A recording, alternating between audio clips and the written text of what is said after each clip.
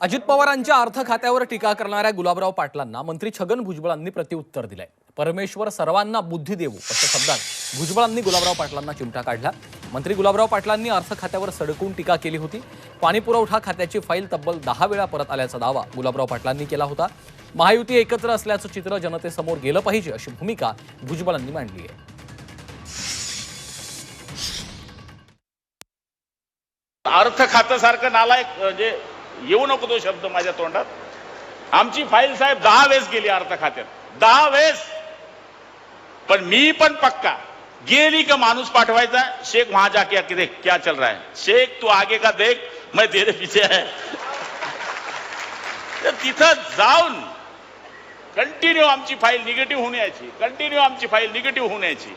पण मी पिछा सोडला नाही, आमच्या या मंडळीने पिछा सोडला नाही।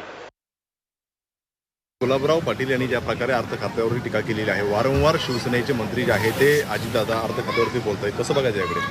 माझं त्यांना हेच सांगणं आहे की परमेश्वर गणेश आम्हा सगळ्यांना बुद्धी देव, आणि सगळ्यांना माझी विनंती आहे की आपण सगळे एक आहोत। महायुतीतले सगळे कार्यकर्ते, आमदार, मंत्री,